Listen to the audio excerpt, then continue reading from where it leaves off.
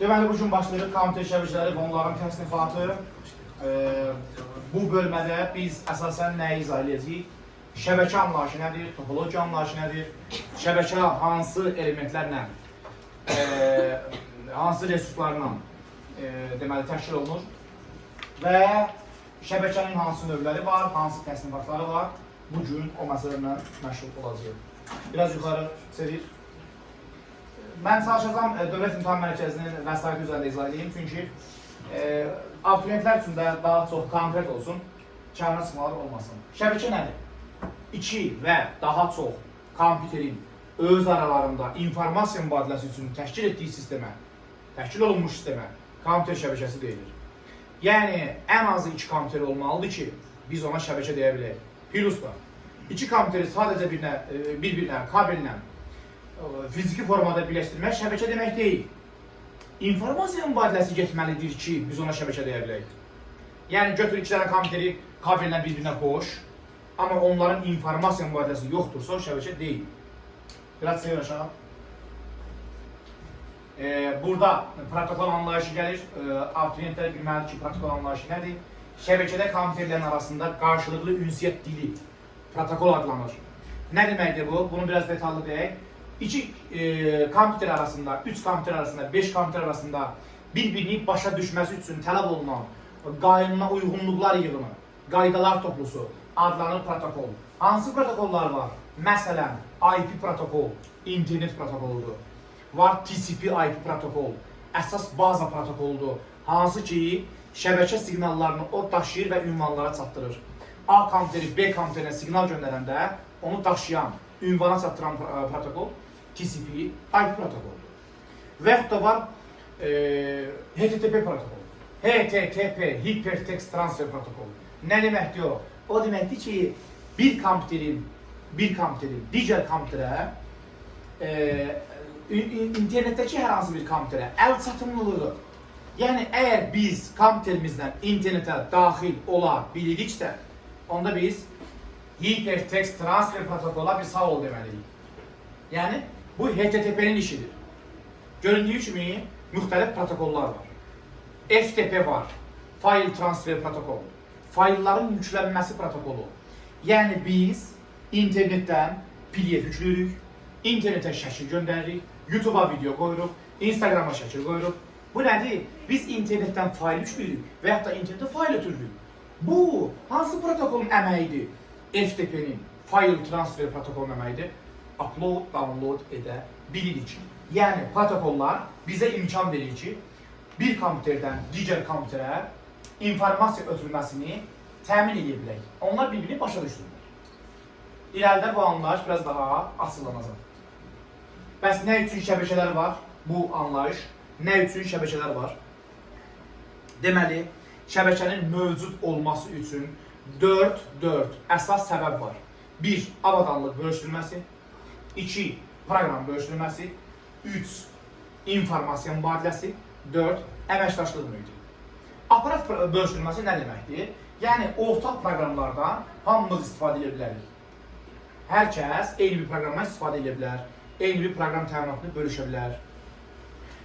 Məsələn, otaqda 10 dənə kompüteri var. Serverimizdə 9-u klientlərdir, yəni informasiyanı alanlardır. Biri serverdir. O serverdə hər hansı bir proqram qoyulub, ağır bir proqramdır, hər kompüterə onu yükləməyə ehtiyac yoxdur. Biz həmin proqramın çalışmasından istifadə edə bilərik. O proqramın məhsulundan istifadə edə bilərik. Və yaxud da aparat bölüşdürülməsi, avadanlıq bölüşdürülməsi. Bu nə deməkdir? 10 dənə kompüter var və bir dənə printer var. Biz bu bir dənə printeri 10 nəfər, 10'umuz da istifadə edə bilərik.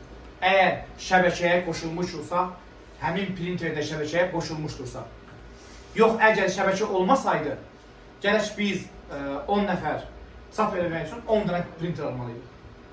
Göründüyü kimi şəbəkənin nə boyda üstünlüyü var, nə boyda bizə qənaət verdi.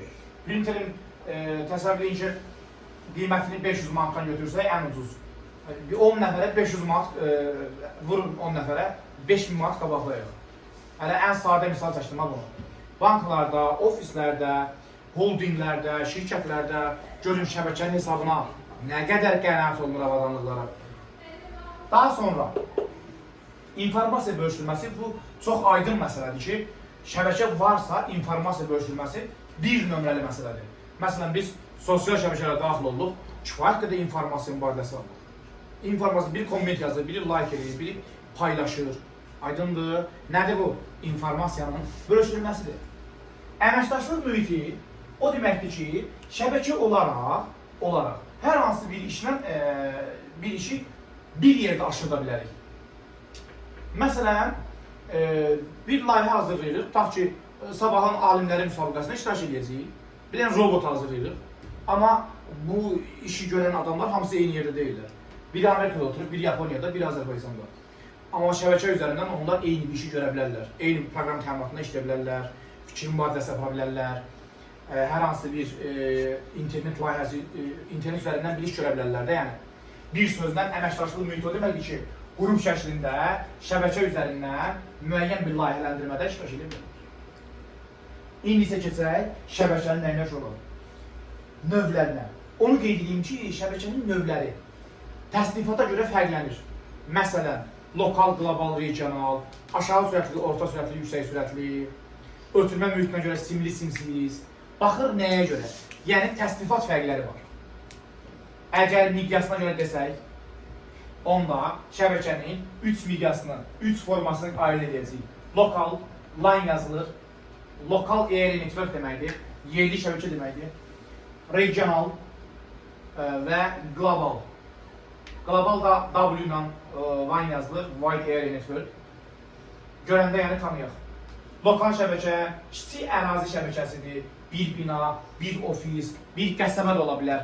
Adətən maksimum çevrəsi 1-2 kilometr olan, çevrəsinin radiusu 1-2 kilometr olan ərazini əhatə edə biləcək şəbəkədir.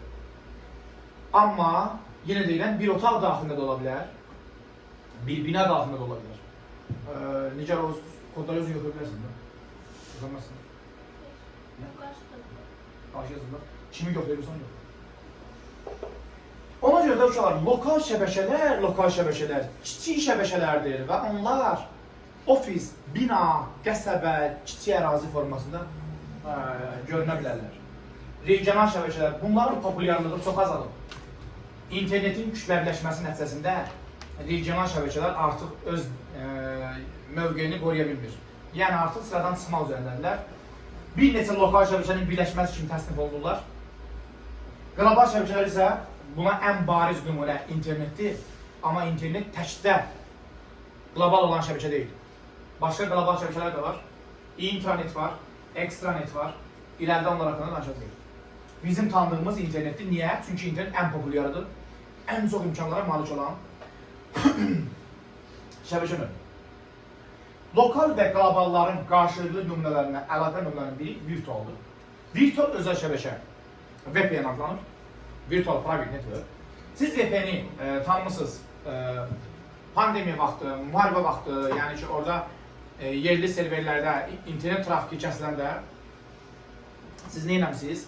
VPN tətbiqlərini yükləyərək, xarici serverlərə qoşularaq saytlara giriş əldə eləmişsiniz. İnternetə giriş əldə eləmişsiniz. Bu VPN-in tətbiqləri vasitəsilə baş tutur amma VPN-in geniş mənada izah olundan ibarətdir ki, lokal şəbəkələri qlobal şəbəkə üzərindən birləşdirən nə? Şəbəkə növü. VPN lokalları qlobal üzərindən birləşdirəcək. Aydındır, qısa olaraq belə yadda saxlaya bilərsiniz. Virtual özəl şəbəkə. İndi isə biz verilənlərin ötürmə mühitinə görə baxa bilərik. Bu dəfə görək şəbəkənin ötürmə mühitinə görə hansı növləri var. Var simli, yəni naqilli, var simsiz. Naqillilər, yəni simlilər adətən koaxil, sarılmış cütlük və fiber optik kabellə verilir. Naqilsizlər isə peyç, mikrodalğa və radio dalğalarla verilir. Naqilli mühitlərdən danışarkən, koaxil kabel biz adətən informasiya daşıyıcılarından, rabitə kanallarından danışarkən əvvəlki dərslərdə bu arada bir dəfə toxunmuşuq məsələyə. Koaxil kabellər o kabellərdir ki, evlərinizdəki televizorlara antenadan gələn kabeldir. Həmin kabellərin bir dənə qalın simli olur ətrafında izolyasiya edici mühit olur. Yəni plastik və s. digər rezin və s. materiallar olur ki, o simdə xətt itməsin, xarici siqnalların təsirinə məruz qalmasın. Bir sözlə, televiziya sənayesində istifadə olunan kabeldir, koaksial kabel. Amma yenə deyirəm, təkcə televiziya sənayesine aid deyil, bir çox orta və bahalı şəbəkələrin qurulmasında koaksialdan istifadə olunur. Sarılmış cütlüş kabel, bu kabellər adətən ucuz kabellər dəstinə aiddir. Bu kabellər informasiya daşımaq cəhətdən zəif performansa malikdir. Sarılmış cütlüş kabellərin twisted pair adlanan tərcüməsi belə gedir, twisted pair, sarılmış cütlüş. 4 cüt, 8 dənə sim olur adətən və bu simlər informasiyanı daşıyır. Bunlar da qiymətlərinə, yenilənmiş modifikasiyalarına görə fərqlənirlər. Daha yaxşı performans göstərən naqillər var. Daha sonra gəlir fiberoptik kabellər. Fiberoptik kabellər ən bahalı kabellərdir. Elə divarda gördüyünüz kabel özü, internet kabelimiz fiberoptik kabeldir. Fiberoptik kabellərin əsas iş prinsipi onların şüşəliklərdən təşkil olmasıdır və siqnalları işıq siqnalları ilə daşınmasıdır. Bildiyiniz kimi təbiətdə ən yüksək sürət işığa məxsusdur. Saniyədə 300 min kilometr. Ona görə də optik lifli kabellərdə şəbəkənin sürəti maksimal olacaq. Yəni, əgər şəbəkənizdə maksimal sürət istəyirsinizsə, optik lifli kabellərdən istifadə edə bilərsiniz. Üstünlük cəhəti, dediyim kimi, sürətdir. Zəif cəhəti isə, birincisi, zəif cəhət ondan ibarətdir ki, əl çatımlılığı uzaq məsafələrə bahalı olduğu üçün bir qədər alınması çətin olur. İkinci məsələ isə odur ki, əgər bu kabellər zədələnərsə, o zaman şüşə liflər zədələndikdə informasiya təhlif olunur. Yəni, o kabel başdan ayağa kimi dəyişilməlidir. Məsələn, orada bir kabeldə zədə yaranarsa, düz bu modemlə deməli, serverə qoşulana qədər, orada qutu var, deməli, ağazda, ağaz deməyin, nə bilməm. O qutuya qədər dəyişilməlidir, ən az o qutuya qədər dəyişilməlidir. Bütün 60 metr olsa 60 metr dəyişilməlidir, kiçik zədə görə. Amma koaksial kabeldə və yaxud da digər kabellərdə belə problem yoxdur. Niyə? Çünki şüşə liflərdir, informasiya orada zədələndirsə, orada kabel, informasiya dağılır. Adi bir şüşə materialı biz zədələsək, sındırsaq, düşən şüşələr dağılır. Dağılır, informasiya təhlif olunur, qarşı bir-birinə. Ötürmür. Ona görə. Sarılmış cütlüş kabel, fiberoptik kabel, bir də koaksial kabel. Aydın oldu burası. Keçdik naqil sizlərə. Radyo siqnallar, mikrodalğalar, P2 rabitəsi vasitəsilə. Radyo siqnallar, uşaqlar, bizim evimizdəki televiziyalar, televizorlar, hansı antena ilə baxa bilirsinizsə biz televiziya kanallarına, radyo kanallarına. Həmin radyo siqnalların hesabına baxa bilirik. Həmin radyo siqnallar da, tutaq ki, bizim AZ TV-yə baxırıq və yaxud da hər hansı bir digər televiziya kanalına baxırıq. Əgər biz antena ilə baxırıqsa, o zaman o deməkdir ki, televiziya gülləsindən siqnallar buraxılır ətrafa, düz xətt boyunca siqnallar yayılır və ətraf ərazidə olan bütün siqnal qəbul edici cihazlar həmin siqnalları tuta bilir. Bunun nəticəsində radyo siqnallar kifayət qədər geniş ərazilərə yayıla bilir. Radyo siqnalların daha bir digər radyo siqnallardan başqa digər bir simsiz yayılma forması mikrodalğalardır. Mikrodalğalar adından da göründüyü kimi kiçik uzunluğu dalğalardır. Fizikadan bunları tanımış olarsınız. Mikrodalğalar elektromaqnit dalğalar şəklində təbiətə yayılırlar. Onlar da adətən bir düz xətt boyunca yayılırlar və divarı aşa bilmirlər, çətinlik çəkirlər bu mənada. Və mikrodalğaların, onu da qeyd edək ki, tezlikləri olur və tezliyə uyğun şəkildə cihazların qəbul edib etməməsi məsələsi var. Məsələn, bizim bəzi evdə olan əşyalarımız da müəyyən mikrodalğalarla dalğaları qəbul edirlər və ötürə bilər. Məsələn, bizim Wi-Fi aparatımız, router aparatımız, modemimiz mikrodalğalar buraxaraq mikrodalğalar buraxaraq Wi-Fi götürə bilər. Bizə yaxud da mikrodalğalı soba, yəqin ki evlərinizdə var bəzilərinizin. Mikrodalğalı soba özü də mikrodalğalar buraxır və həmin dalğanın tezliyi də 2,4 GHz-dir. Wi-Fi-ın da tezliyi 2,4 GHz-dir. Ona görə də əgər telefonunuz Wi-Fi qoşulubsa, sobanın yanına getsəniz, telefonunuzda Wi-Fi itə bilər. Mikrodalğa həmin tezliyə düşür, eyni tezliyidir. İtə bilər, sonra qayıda bilər. Keçdik, verilənlərin ötürülmə sürətinə görə aşağı sürətli, orta sürətli və yüksək sürətli. Burada bir dənə page rabitəsini deməmişəm. Page rabitəsi haqqında irəlidə gəlin danışacağam onsuz da. Amma page rabitəsi nədir? Məlumatların hansısa bir qurğudan deyil, yer kürəsi üzərində olan qurğudan deyil, page-dən olan qurğudan idarəlanmasıdır, verilməsidir, siqnalların ötürülməsidir. Fikir verin, məsələn, biz radio siqnalları hardan alırıq? Televiziya gülləsindən, məsələn deyirəm. Mikrodalğaları hardan ala bilərik? Wi-Fi, elə otağımızdan biz mikrodalğa ala bilərik. Okey? Amma page router vasitələrindən, yəni page siqnallarını biz hardan ala bilərik? Yer kürəsi üzərindən deyil, səmadan. Yəni süni pagelərə quraşdırılmış müvafiq qurğulardan ala bilərik. Yəqin ki, yaxın vaxtlarda Starlink pagelər haqqında eşitmişsiniz. İnterneti bizə artıq yer kürəsindən deyil, pagelərdən ötürür Starlink page. Ona görə də üstün cəhəti ondan ibarətdir ki, çətin relyefli ərazilərdə, dağlıq ərazilərdə, cəngəlliklərdə, meşəliklərdə bizim bu siqnalları almaq imkanımız olmayan yerlərdə bax, page rabitəsi vasitəsilə internet ala bilərik. Ümumiyyətlə, page rabitəsində əsas təyinatı elə adi infrastruktur olmayan ərazilərdə internetin və şəbəkənin mövcudluğudur. Dağlıq ərazilərdə falan da onda öz qarşılama texnologiyası var. Sürətə görə aşağı sürətli 10 megabit qədər, orta 100 megabitə qədər, yüksək 100 megabit və yuxarı hesab olunur. İndi biz şəbəkənin növlərini deyəcəyik kompüterlərin rollarına görə. Kompüterlərin rollarına görə o deməkdir ki, kompüter şəbəkədə özü necə aparır? Əgər kompüter şəbəkəni idarə edirsə, şəbəkədə olan məlumatları əsasən özündə saxlayırsa, bu kompüter adlanacaq server. Uşaqlar, şəbəkənin ölçüsündən, şəbəkənin sürətindən, şəbəkənin üzvlərinin sayından asılı olaraq server kompüterlər adi bir kompüter də ola bilər, super kompüter də ola bilər, mainframe'lər də ola bilər. Yəni, server deyəndə bilmənalı olaraq adi kompüter və yaxud da super kompüter fikirləşmir. Hər ikisi ola bilər. Baxır abunəsinin sayına, üzvlərin sayına. Təsəvvür edin ki, sizin şəbəkənin 2000 dənə üzvü var.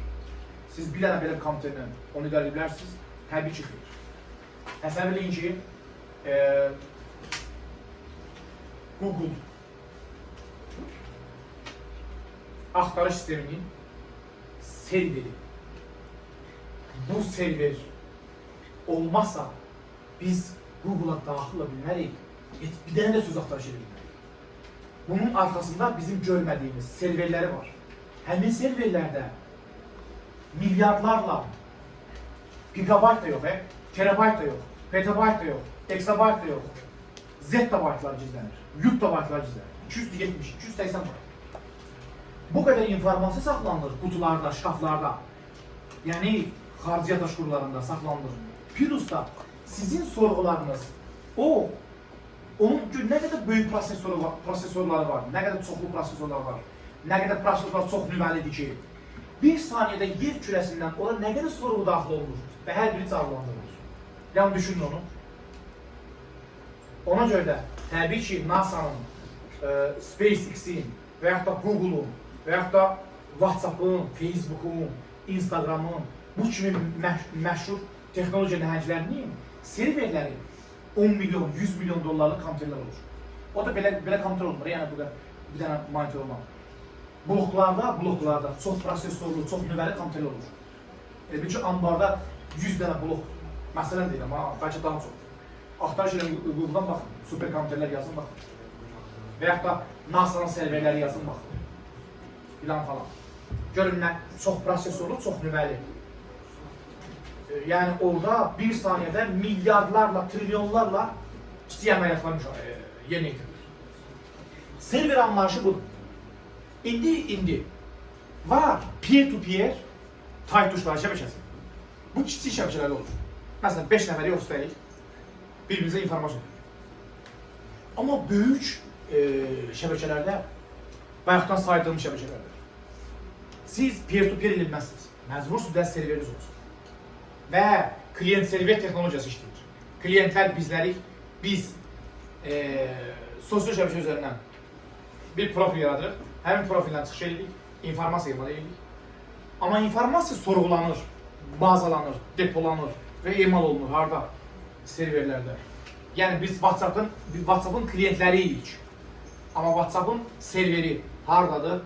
Amerika, Birləşmiş Ştatlarındadır. Sonra onun lokal serverləri olur. Məsələn, Avropada bir dənə server qoyurlar, Azərbaycanda bir dənə server qoya bilərlər və ya da Qafqazda bir dənə server ayıra bilərlər. Baxır da, o şirkətin öz istifadəçi sayına, öz inkişaf stratejiyasına əsaslanır. Bu nümunə peer-to-peer'dir. Bu nümunə isə klient server. Bu nümunə tərsinə klient serverdir. Mərkəzdəki serverdir. Bunlar da klientlərdir. Bu isə taytuşlar şəbəkəsidir. Dediyim kimi bu az istifadə olunur. Kiçik ofislərdə. Yəni, böyük dataların dolaşmadığı serverlərdə istifadə olunur. İnformasiyanın ötürülməsinin belə bir sxemi var. Mənbə, kanal, qəbul edici. Və rabitə kanallarını bəhətdən listə saydı. Simli ola bilər, simsiz ola bilər, o barədə danışılır. İnformasiya, əgər mən sizlə danışıramsa, burada çeviriciyə ehtiyac yoxdur. Çünki biz hər ikimiz insan olaraq analog siqnallarından hərəkət edirik. Mənim danışdığımı siz başa düşürsünüz, sizin danışdığınızı mən başa düşürüm. Yox, əgər mən kompüterlə danışsam, GPT ilə danışsam, telefondan danışsam, o zaman birimiz canlı, digərimiz cansızdır və birimiz analog siqnallarla işləyirik, digərimiz rəqəmsallarla işləyirik. O zaman bizə nə lazımdır? Çevirici qrupu lazımdır, kodlaşdırıcı qrupu. Məsələn, mən telefonla zəng eləmişəm, sənlə danışıram. O telefonun səs platasında DAC və ADC adlanan qrupu var. Digital to analog konverter. Bir də analog to digital konverter. Mənim səs siqnallarım analogdur. Onları çevirir rəqəmsallara, modullaşdırır. Göndərir B kompüterinə, həmin formada. B kompüteri də onu ikilik say sistemində emal edir. Təzədən qaytarır analoga. Əks halda, əks kodunu asır. Bax, budur. Kodlaşdırıcı qrupu, rabitə kanalı, dekodlaşdırıcı qrupu. Burada nə var? Mənbə var. Nə var? Mənbə var. Aydın mı? Qəbul edici var. Mənbə, kodlaşdırıcı, rabitə, dekodlaşdırıcı, qəbul edici. İnformasiyanın, şəbəkə kanallarından süzülən informasiyanın, şəbəkə kanallarından ötürülən informasiyanın həzmi üçün belə bir düstur təyin olunur. Q bərabərdir V vur T. T zamanlıdır və isə buraxılış qabiliyyətidir uşaqlar. Təkdə sürət demiyor ona, buraxılış qabiliyyəti deyək. Çünki kabeldən kabelə buraxılış qabiliyyəti dəyişir. Biz simli və simsiz informasiyanın buraxılış qabiliyyətləri fərqlidir. Kabeldən kabelə fərqlidir. Əgər buraxılış qabiliyyəti 1 saniyədə 100 bitdirsə, biz onu deyirik 100 bit per second və o adlanır qısılıb BPS, bit per second. Bu buraxılış qabiliyyətidir. Belə bir vahidi var. Adətən modemlərin üzərlərində buraxılış qabiliyyəti əks olunan parametr olur. Həmin buraxılış qabiliyyətinə görə də nə olur? Qiymətlər dəyişir. Burada da ötürücü qabiliyyətini V ilə işarələsək, zamanla T ilə işarələsək, onda həzmdə olar V olsun deyə. Məsələn, 1 saniyədə 100 bit ötürürsə, 5 saniyə nə qədər ötürür? Təbii ki, 500 bit.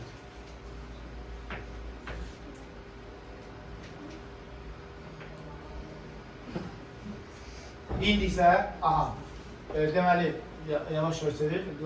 Verilənlərin rabitə kanalında həm fiziki, həm də simsiz kabellərdən, mühitlərdən istifadə olunur. Uşaq bax, mən sizə bir şey deyim burada. Var rabitə kanalı, var rabitə mühiti. Mən sizinlə danışıram. Mənim sizinlə aranızda olan rabitə kanalınız nədir uşaq?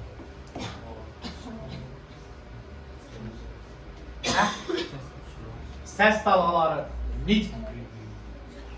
Rabitə kanalımız səs dalğalarıdır. Gözə görsənmir, amma bu dəqiqə dalğalar var. Mənim səsim üçün qulaqlarınızı dımdım verəyim burada. Qulaq pərdənizi titrədir burada. Həmin o titreşimlərdə beyinə ötürülür və informasiya edilir. Amma rabitə mühitimiz nədir? Atmosfer, hava. Aydındır mı? İnformasiya ötürmək üçün mühitlər var. Havada ola bilər, informasiya suda da ötürülə bilər, kabellə ötürülə bilər. Mühit, hava, rabitə kanalı isə səs dalğaları və yaxud da nit. Aha, davam edək. Deməli, indi isə o bayaqçı vasitələri burada bir daha qeyd olunur. Sarılmış tutuş kabel, kaoksuz kabel, fibroptik kabel, radyo siqnalları, mikrodalğalar, peyç rabitə vasitələri. Burada şəkilləri görə bilərsiniz. Sarılmış tutuş kabel formada 4 cüt, 2-2 birləşik 8 dənədir. Twisted bir yaratılır. RC45 bağlayıcısı. Bu adətən nədir uşaqlar? RC45 uşaqlar tanıyarlar. Yəqin ki, bir kabelin kategoriya 5 və yaxud da kategoriya 6 kabelinin sonluğuna taxılan başlılardır, konnektorlardır. Bunlardır yəni. Bu deyil RC45, bu kategoriya 5 və yaxud da kategoriya 6 kabeldir. RC45 budur, bu ağ başlıqlar. Hansı ki, biz bu düyməni basaraq onu taxırıq lamportuna. Aydınmı? Aha, əla. Əla. İndi bu RC45 oldu. İndi isə baxaq kaoksil kabelə. Kaoksil kabellər bayaq dediyimiz kimi bir dənə qalın sim olur. Budur kaoksil kabel. Bu isə fibroptik kabeldir. Şüşə liflərdən təşkil olunmuşdur. Şüşə liflərdən təşkil olunmuşdur. Aha, davam edək. Simsiz vasitələr, bunlar radyo siqnallardır. Radyo siqnallar, mikrodalğalar düz xətt boyunca yayılır.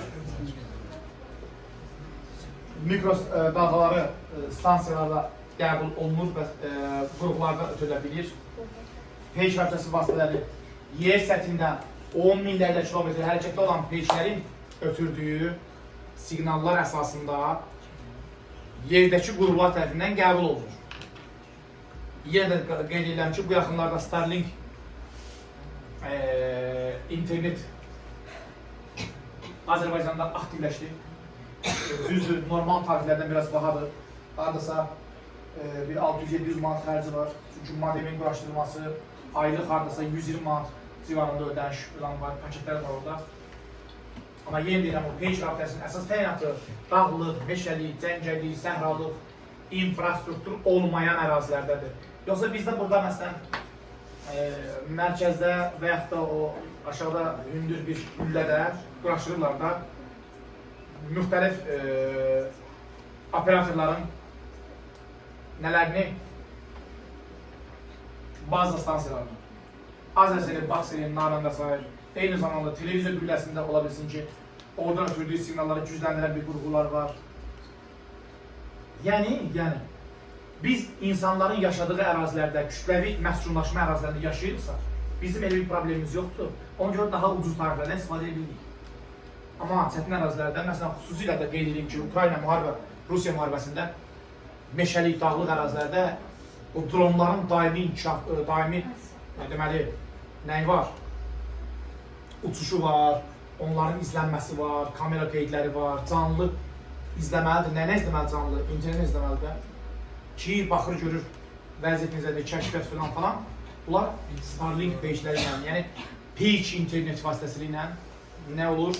Mümkün ola bilir. İndi isə keçək növbəti bölməyə şəbəkə topologiyaları, şəbəkə avadanlıqları. Topologiya anlayışı nədir? Burada saxlayıb sən baxa buna. Bu anlayışla tanış olaq. Topologiya kompüterlərin öz aralarında birləşmə sxemləridir. Abituriyent proqramı çərçivəsində 3 cür topologiya fərqləndirəcək uşaqlar. 3. Birincisi şin, ikincisi ulduz, üçüncüsü halqa. Şin topologiyası adətən düz xətt üzərində bir magistral kabeldir və bu kabellər müxtəlif kompüterlər qoşulur. Kabelin sonlandırıcıları terminator deyirlər onlara, onlar olur. Və burada torpaqlama filan, yəni o şəbəkə ilə məşğul olan şəxslər bunda yaxşı biləcəklər. Və kompüterlər şəbəkəyə qoşularaq öz nələrini informasiya mübadilələrini apara bilir. Şin topologiyası qiymətcə ucuz, quraşdırmaq cəhətdən asan, lakin dayanıqlılığı cəhətdən zəif olan topologiyadır. Məsələn, təsəvvür edin ki, burada kabeldə zədə yarandı. O zaman o kompüterlərdən, bu kompüterlərin heç birine informasiya gələ bilməyəcək. Ona görə də bu bir qədər zəif topologiya hesab olunur. İkinci topologiyamız ulduzdur, ən geniş yayılan topologiyadır. Ulduz topologiyasında server mərkəzləri, kənarlarda deməli digər kompüterlərdir və informasiya mübadiləsi vahid mərkəzdən yaranır. Ona görə də hər hansı bir kompüterin sıradan çıxması, hər hansı bir kabelin zədələnməsi yalnız bir kompüterə təsir edə bilər. Digər kompüterlərə təsir edilməz. Nə vaxt şəbəkə çökər? Server çökər. Server çöksə şəbəkə çökər. Məsələn, WhatsApp-ın serveri çökəndə heç kəsdə WhatsApp işləmir. Instagram-ın serveri çökəndə heç kəsdə Instagram işləmir. Niyə? Əgər o belə olmasaydı, ulduz topologiyasında olmasaydı, onda necə olardı? Bəzən də işləyirdi, bəzən də işləməzdi. Yarımızda işləyirdi, yarımızda işləməzdi. Amma elə olmur. Nə olur? Bütün dünyada çökür. Server çökəndə. Bir də var halqa topologiyası. Halqa topologiyasında isə adətən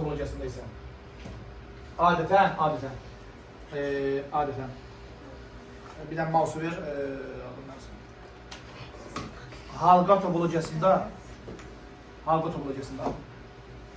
adətən uşaqlar dairə formada birləşmişlər bir-birlərinə. Dairə formada olmasa da olar. Əsas olan birisində məsələdir. Başlanğıcla son bir-birinə birləşir. Biraz yuxarı ver. Başlanğıcla son nə edib? Bir-birinə birləşir. Halqa topologiyası nisbətən zəif topologiya hesab olunur. İnformasiya xətti burada qırılarsa, informasiyanı buradan bura ötürmək üçün gördüyüm kimi daha çox yol gəlməliyik, ləngimələr, keçişmələr var.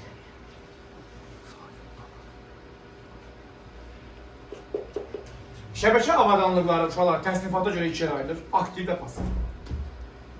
Aktiv avadanlıq odur ki, informasiya siqnallarını qəbul edəndən sonra onu zəiflədə gücləndirən, modifikasiya edə bilər. Məsələn, router, bridge, kommutator, konsentrator, switch, gateway və s. və ilə. Pasiv şəbəkə avadanlığı odur ki, informasiyanı sadəcə daşıya bilir. Məsələn, kabellər, məsələn, RJ45 bağlayıcısı, məsələn, montaj kabellər, məsələn, digər konnektorlar. Kabelin çox daha onun üçün fərqi yoxdur ki, yəni bu informasiya güclənsin, zəiflənsin. Sadəcə deyir ki, ver aparım, daşıyım ora. Sadəcə informasiyanı daşıyım. Burası aydındır. İndi biz gəlin aktiv avadanlıqlarla sıra-sıra tanışırıq. Birinci, kompüterin internetə, şəbəkəyə qoşulması üçün bir nömrəli vacib olan qurğu şəbəkə interfeys kartıdır. Ethernet kart adlanır. İkinci isə Network Interface Card, NIC adlanır. Bunun başqa adı, bir neçə adı var. Şəbəkə interfeys kartı, şəbəkə adaptörü, Ethernet adaptör. Şəbəkə interfeys kartı, şəbəkə kartı, Ethernet adaptör. Şəbəkə adaptör. Mən bunu hardware dərsində sizə göstərmişəm. İndi yenidən axtarsam, burada dərsində sadəcə vaxtımız getməsin. vaxtımı getməsin. Yəni şəbəkə kartını, şəbəkə kartını. Şəbəkə kartı. Biz kompüterin ana platasına takırıq və burada gördüyümüz kimi LAN portları var. Yəni internet kabellərini və yaxud da digər şəbəkə kabellərini bura takırıq. Və bu şəbəkə kartının öz kiçik mikroprosesoru var. Şəbəkə siqnallarını emal edəcək və əsas prosesora ötürəcək, mərkəzi prosesora ötürəcək. Şəbəkə kartı bu köhnə modeldir. Təzə kompüterlərdə yeni modellər var. İnternetdə də axtarış edib, kifayət qədər şəkilləri, müxtəlif formaları var, baxa bilərsiniz. Getdik 2 hub, toparlayıcı deməkdir uşaqlar. Hublar nədir? Bunlar adətən ağılsız qurğu hesab olunur. Bax, hub, switch, kommutator, üçü də eyni şeydir. Hubda informasiya gəlir, məsələn, tutaq ki 24 nəfərik, 24 dənə kompüterimiz var. 24-nə də informasiya göndərir. Kimindirsə informasiya o götürür. Amma switch və yaxud da kommutator nə edir? İnformasiyanı ünvanlı göndərir. Yəni, bilir ki bu informasiya sənin. İnformasiyanı sənin kompüterin. Ona görə də hubları artıq ağılsız qurğu adlandırırlar, az istifadə olunur, yavaş-yavaş istifadən çıxır. Switchlər, kommutatorlar isə daha ağıllı qurğulardır, ünvanlanmanla işləyir, ünvanlara göndərir. Switch də desəz, kommutator da desəz, eyni qurğu başa düşülür. Bu da yadınıza qalsın. Keçdik bridge. Qayda olaraq biri bunda müxtəlif topologiyalı, eyni protokola malik, 2 və ya daha çox lokal şəbəkəni birləşdirmək, həmçinin şəbəkəni alt şəbəkələrə ayırmaq üçün istifadə olunan qurğudur. Bir deyiləm, eyni protokollu, müxtəlif topologiyalı şəbəkələri birləşdirmək və vahid şəbəkəni alt şəbəkələrdən parçalamaq üçün istifadə olunur. Məsələn, buna aid bir nümunə deyə bilərəm ki, 2 dənə lokalı bir-birinə bağlayan şəbəkə ola bilər. 2 dənə lokalı bir-birinə bağlayan ola bilər. Aydındır. Elə isə davam edək. Elə isə davam edək. Yuxarıda qalmaq ki, yaddan çıxar. Qalıb, router. Müxtəlif topologiyalı, müxtəlif protokollu şəbəkələri birləşdirən aparat proqram təminatlı qurğu. Məsələn, bu nə ola bilər? Lokalı qlobala birləşdirə bilər və yaxud da qlobala birləşdirə bilər. Belə bir qurğu. Router sözünün mənası yönəldicidir. Adətən routeri yol polisi işinə bənzədirlər. Marşrutizator da adlandırırlar. Yəni trafiki ən yaxın, ən doğru, ən qısa base proqramları sizə A məntəqəsindən B məntəqəsinə qədər ən qısa və ən tez yol göstərir. Aydınlığımı, routerdə trafikə bu yolu göstərir ki, ən qısa yol var. Bildiyiniz kimi internet, şəbəkə, trafiklər nə qədər olur? Yəni, axım var. Necə ki, sanki maqnit seli, elektromagnet dalğaları seli, kabeldən də elektromagnet impulsları axır. Həmin internet şəbəkə axımları da router qurusunun sayəsində neyir? Ən qısa və ən rahat yolunu tapır. Gateway, şürüz, şəbəkə keçir. Bunun da 3 dənə adı var, yadda saxlayın. İncisi gateway, Azərbaycan şəbəkəsidir və yaxud da şürüz adlandırılır. İki müxtəlif kompüter şəbəkəsini öz aralarında birləşdirmək üçün müxtəlif protokollar istifadə edək qurğudur. Gateway adətən lokal şəbəkəni qlobal şəbəkəyə bağlaya bilər və yaxud da əksinə. Və adətən şürüz adlanan bu qurğu adından da görsəndiyi kimi qapı kimidir. Server, yönləndirici və ya trafikin şəbəkə axımı vasitəsilə digər şəbəkələrə keçidliyini təmin edir. Gəldik, Wireless Access Point, WAP adlanır. Wireless Access Point nə deməkdir uşaqlar? Simsiz erişim nöqtəsi, simsiz əlçatım nöqtəsi. Bu nə deməkdir? Bax, indi bu dəqiqə çoxunuz bura qoşulmuşsunuz, Wi-Fi qoşulmuşsunuz. Yəni sizin simsiz əlçatma nöqtəniz buradır. Bu qurğudur. Bu adlanır Wireless Access Point.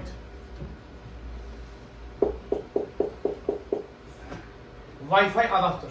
Əgər burada Wi-Fi adaptör olmasaydı, məsələn, əvvəllər burada Wi-Fi çəkilməmişdən qabaq nə edirdim? Wi-Fi adaptör almışdım. Belə bir antenadır, nə bilim, barmaq boyda bir antenadır. USB vasitəsilə qoşulur bura. Diski olur, əvvəlcə diskini yazırsan kompüterə. Daha sonra öz mobil telefonundan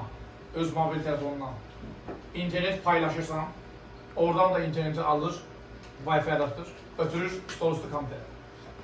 Nəticədə stol üstü kompüterə, bu cür kompüterlərə internet vermək mümkün olur. Wi-Fi modemi olmayan kompüterlər üçün istifadə olunacaq budur. Şəbəkə arxitekturası nədir? Elə bilin ki, sizin məhlənizdə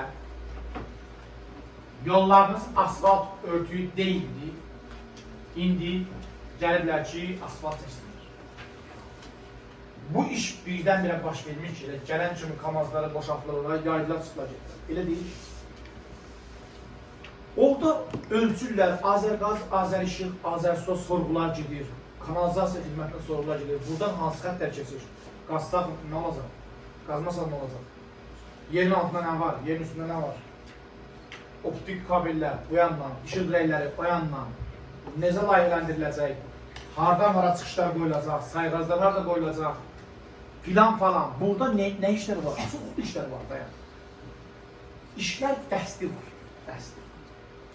Yəni onlar hamısı bir nəzər almalıdırlar ki, bu işıq hardan olacaq, qaz hardan olacaq, su hardan olacaq, nə söküləcək, nə tikiləcək, körpünün salınacaq. Aydınmı? Biz şəbəkə yaradanda arxitekturası yarada bilməlik. Yəni, deyəndə ki, mən üçün bir dənə şəbəkə qurulur, məsələn, şirkətlər var ki, bu iş görürlər. Məsələn, 5000 manat ödəyirsən, gəlir sənin ofisə 50 dənə kompüter qoyur, şəbəkəni qurur, oradan brizi verir, buradan nə bilim switchi qoyur, buradan interneti verir, Wi-Fi, hər şey hazırlayır gün kimi. Pul verir sənə deyir ki, hazır. Yəni, hər kəs durub, IT işlik deyil ki, hər kəs. Hər kəs şəbəkə administratoru deyil ki. Pulun verir, deyir ki, mən üçün bu iş gör. Necə ki, sən ev tikəndə ustayı sararsan. Həmin adamda gələndə sən üçün şəbəkə quranlar, arxitektura ilə qurur. O sənə deyir ki, bura neçə kompüter qoşula bilər maksimum. Sürət nə qədər olacaq? Kabel növü nə olacaq? Bir segmentdə neçə kompüter olacaq?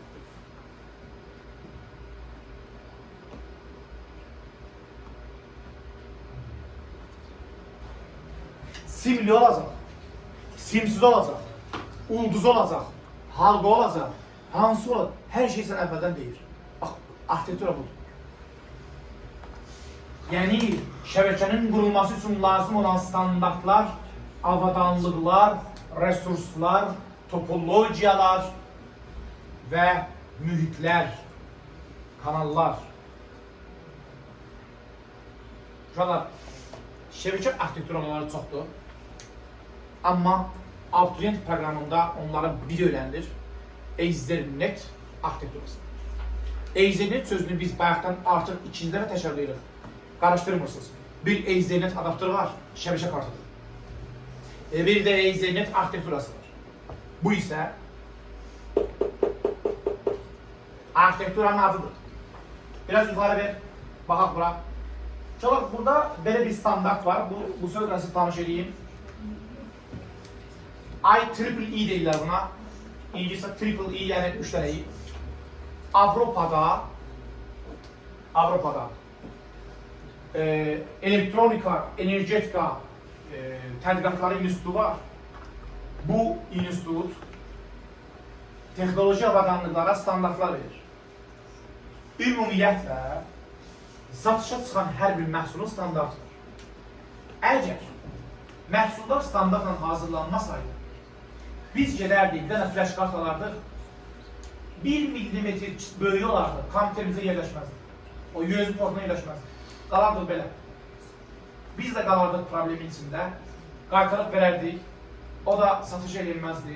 O da ziyan yaşasaydı, biz də problem yaşasaydı, işimiz aşmayacaqdı. Amma fikir verirsiniz, bütün USB-lər bütün kompüterlərə gedir. Burada bir sir yoxdur mu? Təbii ki var. Sir odur ki, standartlar var.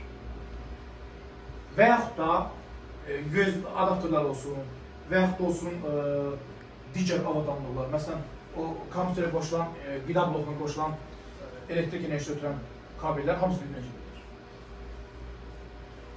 Onlar standartla hazırlanmasaydı, sağ tərəfindən 1 mm artıq olsaydı rezin, keçməyəcək kabel yerinə. Bəs tamam, qaldı. Göründüyü kimi, hamısı standartla hazırlanır. Bax, bu standartları bu şirkət verir, bu institut verir. Və bu texnologiyanı da bilən standart verir. Deyir ki, sənin standartın 802.3.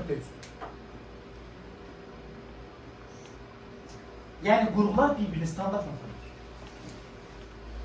Və belə bir siyahı var. Yəni, Ethernet arxitekturasının parametrlərdir. Topologiyası şeydir. Giriş, erişim metodu CSMA CD protokoludur. Nə deməkdir CSMA CD protokolu? Bir dənə sadə izah vereyim. Mən buradan tutaq ki, maşınla çıxıram bu yola, magistrala. Magistral da deyil, indi əsas baş yoldur. Mən çıxanda, birbaşa çıxan kimi dönəcəm. Neyəcəm? Sol tərəfi gözləyəcəm. Əgər yol boşaldısa, yola çıxacaq. Birbaşa yola çıxsam, günah məndədir. Qəza olsa, günah məndədir. Allah eləməz. Bax. Qısa fırda, lora biləsə deyirəm. Budur. Şəbəkədə. Əgər şimdisə. Şimdi bankçılar dənə kabel var. İri bir dənə kabel var. Kompüterlər həmin kabelə qoşulur. O kompüterlərdən gələn signallar bankçılara çatanda dayanıb solun gözləyir. Qəribə gələ bilər, amma belə. Toqquşma, collusion deyirlər ona. Signalların toqquşması. Toqquşmadan yayılmaq. Avoid of collusion. Yəni, toqquşmadan yayılması üçün belə bir protokolları var. İndi bu hansı səviyyədir? Yəni, təsəvvür edəcəyiz bir yerdə. Yəni, düşünün ki, signalların bir-birindən qaçması üçün proqram təminatları var. Əgər kabel boşdursa, bu signallar çıxır magistrala. Boş deyilsə, gözləyir. Və Şin topologiyasında zəif cəhətlərdən biri, bayla sürət məsələsində biraz ucuzdur. O deməkdir ki, bu protokol toqquşmalardan signalların təhlif olmasını yaymaq üçündür. Sürət 10 MB/saniyə, mühit kaosu qabel, terminatorlar, adətən Şində terminatorlar oldu, ben şəklinə baxdıq. Sonlandırıcılar.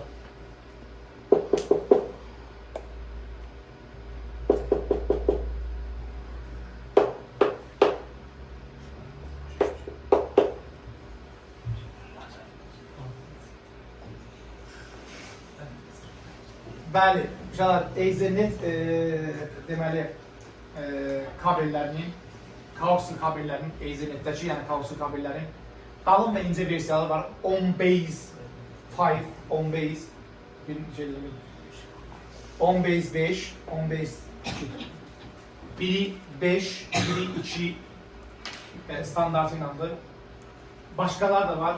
Məsələn, cütlüklərdə var 10 base T. Bu twisted sözünün baş hərfidir. Yəni cütlük kabeldir. Bu da FL, fiber line, fiber optik var. Belə bir deməli versiyalarda var, spesifikasiyalar var.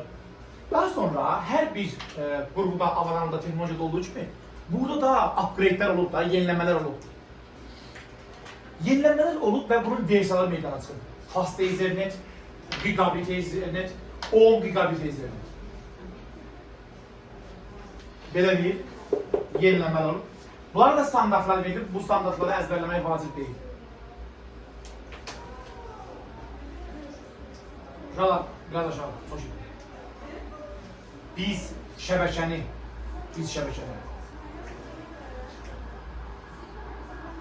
alanda, biz şəbəkəyə qoşulanda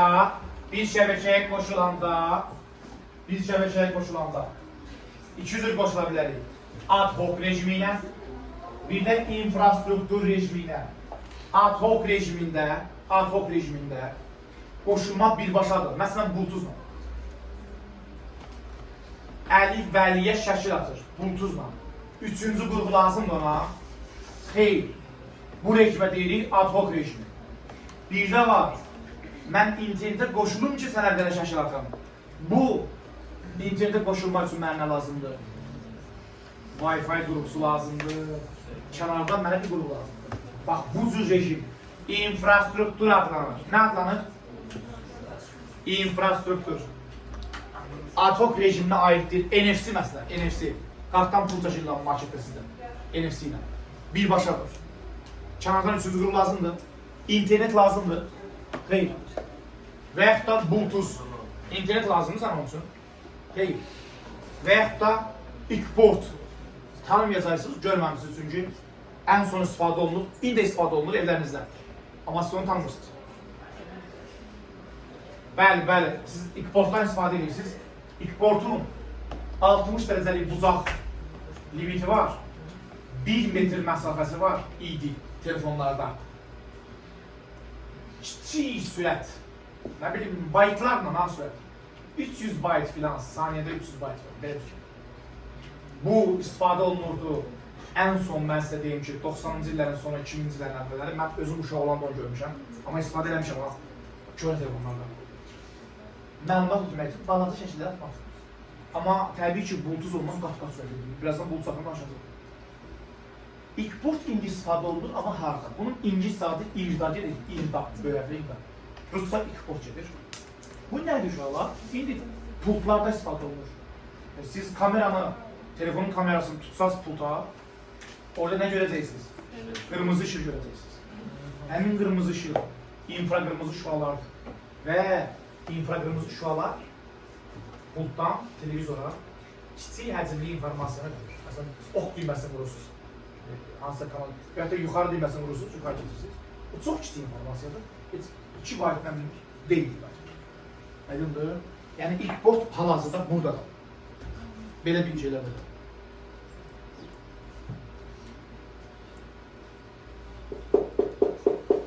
Wi-Fi, Wireless Fidelity, standart IEEE 802.11. Wi-Fi'nin versiyaları var. 11A, 11B, 11C, 11E vs.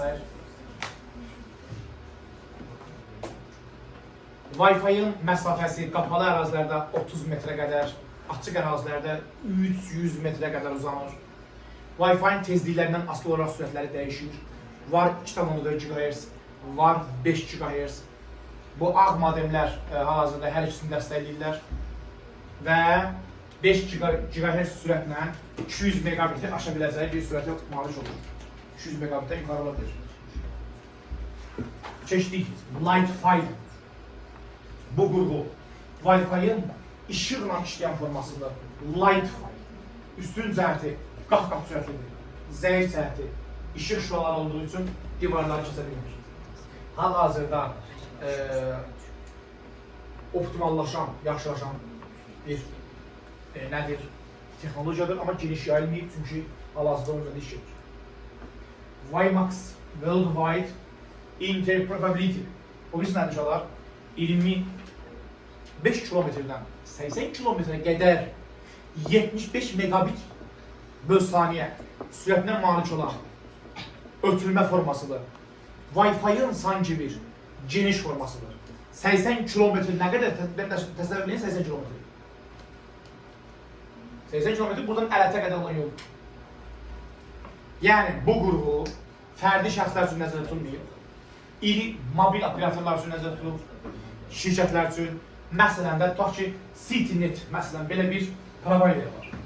Sizə internet verir. Elə adam var ki, bax telefonu bəyənmir. Bax telefondan narazıdır. Gedir CityNet providerlə müqavilə bağlayır, onun internetini alır. Və CityNet ona internetinizi ötürür. Tutaq ki, rayondur, məsələn, yardımlı rayon və yaxud da masalı rayon. Bu bağ. Gedir orada bir dənə WiMAX aparatını qoya bilər. Həmin 80 km əraziyə ki, bütün abunəslərinə öz internetini verir. Yəni bu cür istifadə oluna bilər. Təbii ki, biz özümüz, şəxsən özümdən danışıram, bu qurğulardan istifadə eləməmişəm və yaxud da bu qurğuların istifadəsi zamanı, istismarı zamanı iştirak eləməmişəm. Onlara nəzəriyyə olaraq sizə deyirəm bunu. Bəzi qurğuları özüm istifadə eləmişəm, praktikasını da sizə deyə bilərəm. Amma məsələn də bu WiMAX-ı mən heç istifadə eləməmişəm. Ona görə bunun daha dəqiq tətbiqi daha dəqiq təyinatı indi biraz dəyişə bilər. Mən dedimdən biraz daha fərqli ola bilər. Daha çox informasiya. Yazın Google-da axtarış yerində. Gəlsin, şəkillərinə baxın, videolarına baxın. Özünüz də bu sahədə biraz yaradıcı olmuşlar. Çünki şəbəkə qurmuruq biz burada. Praktikamız Python-dan fərqli olaraq, HTML-dən fərqli olaraq praktikamız yoxdur. Ona görə də özünüz də burada bir qədər axtarış edin ki, daha dolğun məlumata malik olasınız. Həmin məlumatlarda hər zaman sizin qarşınıza çıxacaq bir növ sizə lazım bir şeylərdir də, yəni dünya görüşdür. Bu bölmə dünya görüşdür.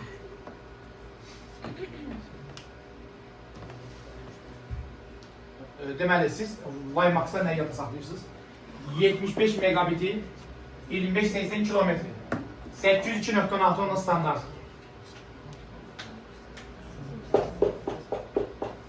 Bluetooth, mavi diş. Vikinglərin kralı olub Herald. Herald nə edib? Ətrafında olan qəbilələri birləşdirib dövlət yaradır. Və Bluetooth texnologiyası ətrafında olan 8 dənə qurğunu bir şəbəkəyə birləşdirə bildiyinə görə Bluetooth texnologiyasına həmin Herald'ın adını qoyublar. Herald'ın da qabaq dişi mavi rəngdə olur. Yəni ona mavi diş Herald deyilmişdir. Bluetooth adı oradan gəlir. Bluetooth'un əsl elmi adı Wireless Personal Area Network'dür. WPAN. Wireless Personal Area Network. Bir daha təkrar edirik. Bluetooth 8 dənə qurğunu ardıcıl olaraq bir-birinə qoşa bilər və 2,4 GHz tezliyə malikdir. 400-700 kilobit bölü saniyə sürətə malikdir. Tezlik, bunu yadda saxlayırsınız. Ad hocdur, niyə ad hocdur? Kimdə niyə ad hocdur? Görün kimi yadda qalır. Bluetooth niyə ad hocdur? Möhkəmdir. Bəli, bir qurğudan digər qurğuya məlumat verəcəm. Üçüncü qurğuya ehtiyacımız yoxdur. Bəs ad hoc olan digər hansı texnologiyanı tanıyırsınız? NFC, Bluetooth, Equiport. Bunlar nədir? Ad hoc rejimində işləyən qurğular. Bluetooth aydın oldu. Bluetooth'un yarattığı şəbəkə Pico şəbəkə deyirlər. Bluetooth'un elmi adı nə oldu? Wireless Personal Area Network. WPAN. Elmi adı deyirəm, o ləqəbdir. Düzdür da rəsmiləşir. Amma bir ləqəb olaraq meydana çıxmışdır. Bitti mi? Ver yuxarı, aşağı daha doğrusu. Aşağı ver görüm, axıra ver. Cəldo. Görək axırda qalıbsa məlumatlar yenə izah edeyim. Söz saxla. Okey. Deməli, interneti artırılmıyor. Dərs sayı bugünkü dərsimiz bu qədər. Təşəkkürlər, sağ olun.